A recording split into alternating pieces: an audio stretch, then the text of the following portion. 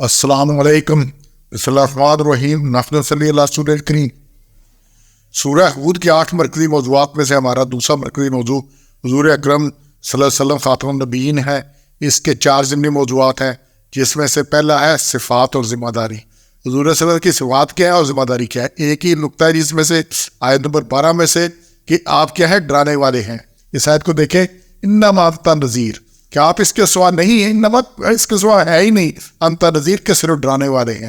اور واللہ علی کل شیء وکیل، اور اللہ کا ہی اختیار ہے ہر چیز پر۔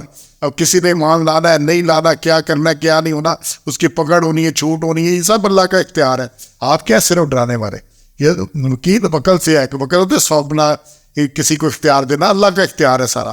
تو یہی بات پھر آیت نمبر 2 میں جو شروع ہو رہی ہے سورہ ہود، اس میں آئی ہے کہ شروع میں یہ بات ہے اننی لکم منہ نذیر و بشیر، تم اس کے صرف ہو صرف ڈر سنانے والے اور خوشخبری سنانے کے لیے۔ ڈر کہ لوگوں کو منہ نذیر و بشیر، نذیر بھی ہے اور بشیر بھی ہے۔ نذیر ہے ڈرانے کے لیے اور بشیر ہے بشارت دینے کے لیے، خوشخبری کے لیے۔ اس کی مزید تفصیل سورہ کاف کی آیت 2 میں ہے۔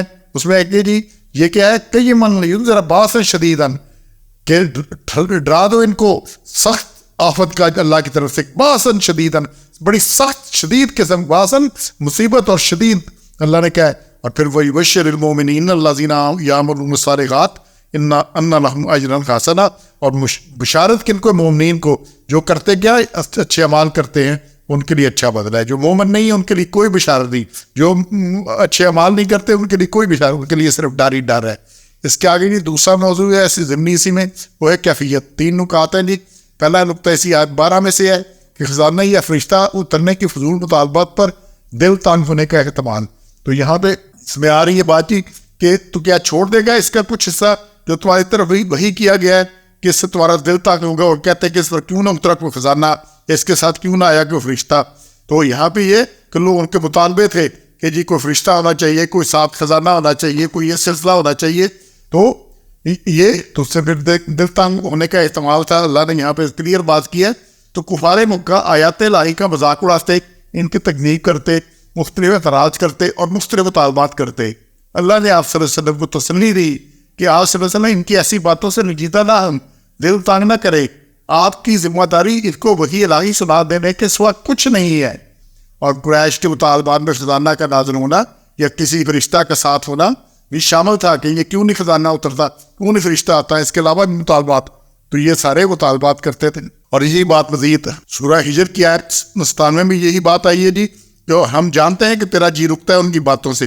یہ جو فضول باتیں کرتے ہیں نا، ان سے تمہیں ہوتی ہے کہ یہ کیا فضول باتیں کر رہے ہیں۔ تو اللہ نے یہاں پہ مزید جو بات سورہ بنی اس کی آیت 90 سے لے کر آگے 96 تک یہی مطالبات چل رہے ہیں ان کے قریش کے، اور کہ وہ بولے ہم نہ مانیں گے تیرا کہا جب تک تو نہ جاری کر دے ہمارے واسطے زمین میں سے ایک چشمہ۔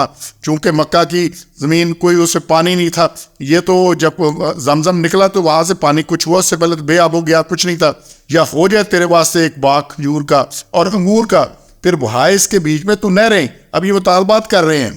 اور گرا دے آسمان کف پر جیسا کہ تو کہتا ہے ٹکڑے ٹکڑے کر کے، یا لے آ اللہ کو فرشتوں کو ہمارے سامنے، یا ہو جائے تیرا ایک گھر سنہرا، یا چڑھ جائے تو آسمان میں اور ہم نہ مانیں گے تیرے چڑھنے کو۔ کہ چڑھ بھی جائے تو ہم نے نہیں ماننا آسمان پر، کہ جب تک نہ اتار لے ہم پر ایک کتاب جس کو ہم پڑھ لیں۔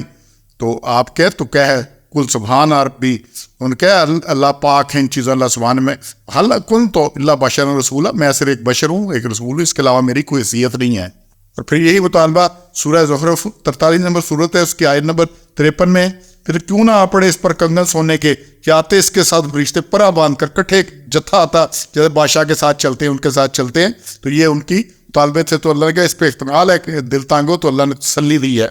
اسی میں جی آگے دوسرا نقطہ ہے خود غیب نہیں جانتے بلکہ اللہ بذریعہ وہی بتاتا ہے۔ 49 نمبر آیت میں اس آیت کو دیکھیں، انہوں نے کہا یہ سب جو اس میں عظم نوح کا قصہ چل رہا ہے پیچھے سے، یہ غیب کی خبریں جو ہم تمہاری طرف وہی کرتے ہیں۔ میں اکثر مظاہرے تو یہ اخبار غیب ہے، یہ خبریں غیب کی، انباء ان غیب کی خبریں ہیں۔ نہ تم ان کو جانتے تھے اس سے پہلے، نہ تمہاری قوم جانتی تھی، زیادہ صبر کرو ان کی باتوں پہ۔ تو اللہ تعالیٰ یہ تسلی، حضرت نوح کا زمانہ حضور صلی اللہ علیہ وسلم سے تقریباً 4000 سال پہلے کا زمانہ ہے۔ اتنی پرانی اور مستند بات بتانا صرف اللہ ہی کا کام ہو سکتا ہے، اور وہی کے آنے سے پہلے آپ صلی اللہ علیہ وسلم ان کا علم نہ تھا، کبھی آپ نے بات کی۔ اور یہی سورہ انعام کی آیت 50 میں بات آئی ہے کہ انہوں نے کہا میں نہیں جانتا, اور یہی سورہ راہ کی آیت 188 میں 2 آیتیں ضرور دیکھیں تو انہوں نے کلیئر کیا کہ میں ان چیزوں کو نہیں جانتا. اور پھر آگے 120 میں گزشتہ رسول کے احوال تمہیں تمہاری دل کے تسلی کے لیے بتائے جاتے ہیں. پھر جی تیسرا نقطہ آیت نمبر 120 میں سے سورہ ہود کی, اس میں یہی بات آ رہی ہے فردن کہ ہر بات ہم نے جو رسولوں کے احوال بتائے, اس میں مختلف قوموں کے ذکر آیا ہے, ضرور سے ایک بات میں ان کا کہ تم تاکہ تمہارے دل کو تسلی ہو, وہاں نصبت کہ تمہارا دل ثابت رہے, ثابت قدم رہے اس کی طرف ہو, اور تمہارے پاس آیا ہے اس میں سے حق اور مومنوں کے لیے نصیحت اور یاد دہانی. قرآن جو ہے حق ہے, نصیحت ہے اور مومنوں کے لیے یاد دہانی ہے. اور حضور صلی اللہ علیہ وسلم کی جتنی خبریں دی ہیں اللہ نے دی ہے, اللہ نے یہ کلیئر کی ہے. سبحان ربک رب العزت عما یصفون والسلام علی المرسلین والحمد للہ رب العالمین.